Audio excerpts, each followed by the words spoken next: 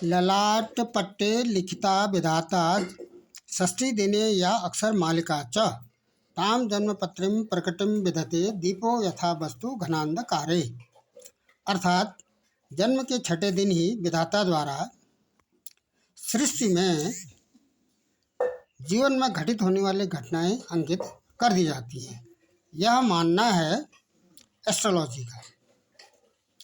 इस समय जो मुख्य रूप से बात करनी है वह यह कि जीवन की षष्ठ तरंग के अंतर्गत जीवन के विभिन्न प्रकार के तरंग हैं।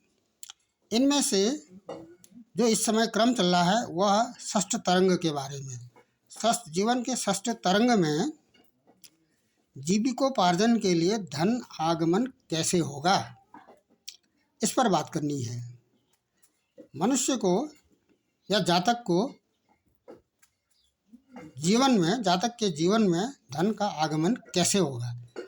जैसा कि वर्तमान परिप्रेक्ष्य में स्वयं अपने द्वारा अपनी मेहनत से, अपने भुजाओं से, अपनी विद्या से, अपने कर्म से, अपनी मेहनत से धन का उपार्जन होता है।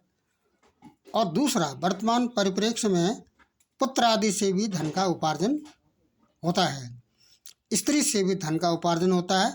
और यदि कोई फीमेल है तो उसके अपने हस्बैंड से धन का अर्जन होगा, और भाइयों से भी धन का अर्जन होता है। यहाँ तक कि शत्रु से भी धन का अर्जन हो सकता है।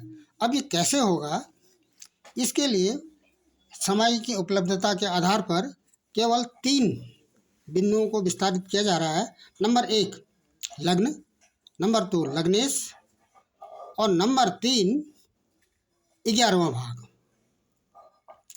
लग्न ये जन्म पत्रिका है, प्रश्नगत जन्म पत्रिका है। इसमें लग्न है, इसमें लग्न 8 है। 8 का मतलब होता है वृश्चिक। वृश्चिक के स्वामी मंगल होते हैं, तो लग्नेश यहाँ पर मंगल बन जाते हैं। और द्वितीयेश यहाँ पर दूसरे स्थान पर दूसरे भाव में 9 नंबर है। 9 का मतलब धनु। धनु के स्वामी देवगुरु बृहस्पति होते हैं।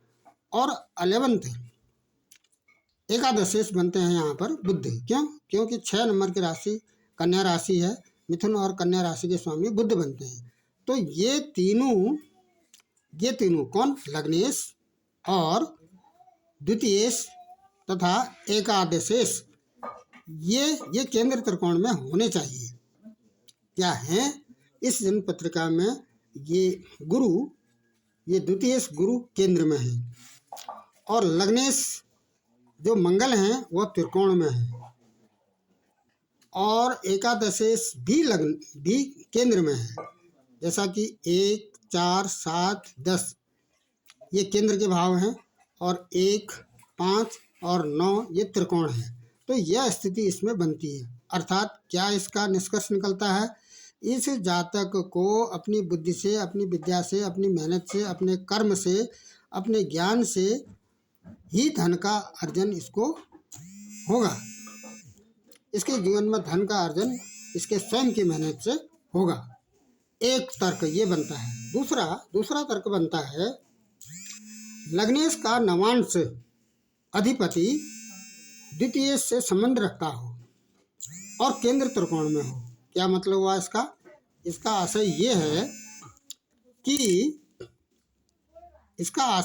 है कि लग्नेश, जैसे इसी को देखते हैं, लग्नेश यहाँ पर मंगल बनते हैं, और ये जो मंगल हैं ये नवांश में किस राशि में हैं, उस राशि के स्वामी को नवांश अधिपति कहते हैं। तो इसका संबंध द्वितीय से होना चाहिए। कहाँ होना चाहिए? D1 चार्ट में होना चाहिए। क्या है? इसके नवांश में ये मंगल कहाँ पर हैं, इसको देखने के लिए इसका D9 चार्ट तैयार किया जाएगा। यदि D9 चार्ट में लग्नेश का संबंध द्वितीय से बन जाता है, नीति संबंध हो या दृष्टि संबंध हो, और वो त्रिकोण में आ जाए, केंद्र त्रिकोण में आ जाए, तो इससे यह निष्कर्ष निकलता है कि ये अपने ही मेहनत से, अपनी ही विद्या से, अपने ही कर्म से धन का अर्जन कर पाएगा। तीसरा स्टेप आता है 1, 2 और 11 के लॉर्ड्स केंद्र त्रिकोण में होने चाहिए। 1, 2, 11 के जो लॉर्ड्स हैं, स्वामी हैं, वो केंद्र त्रिकोण में होनी चाहिए। क्या है? 1 का मतलब मंगल, ये त्रिकोण में है। 2 में गुरु है, गुरु केंद्र में है। और 11 में बुध, बुध भी केंद्र में है। और इसका शुभ संबंध होना चाहिए। क्या मतलब है? या तो शुभ ग्रह से दृष्टि होनी चाहिए या शुभ ग्रह के साथ होनी चाहिए। तो गुरु है, गुरु के साथ चंद्रमा है। पूर्णिमा के आसपास का चंद्रमा शुभ कारक होता है, यह बलवान होता है। तो यहाँ पर गजकेसरी योग भी बनता है। यहाँ पर गजकेसरी योग को विस्तारित नहीं करना है, बल्कि यह देखना है कि द्वितीय का संबंध शुभ ग्रह से बनता है। और ये जो मंगल हैं, मंगल जो लग्नेश हैं, इसका संबंध भी शुभ ग्रह से बन रहा है। क्यों? क्योंकि इनके साथ में शुक्र है। शुक्र, बुध और गुरु शुभ ग्रह की श्रेणी में रखे गए हैं। जो अंतिम इसमें प्रेडिक्शन बनता है वह यह, यदि फर्स्ट का लॉर्ड सेकंड लॉर्ड को देख रहा हो और केंद्रस्थ हो। फर्स्ट लॉर्ड 1, 2, 3, 4, 5, 6, 7, 8, 9, गुरु की 3 दृष्टियां हैं, 5, 7 और 9। और मंगल की भी 3 दृष्टियां हैं, 7, 4 और 8।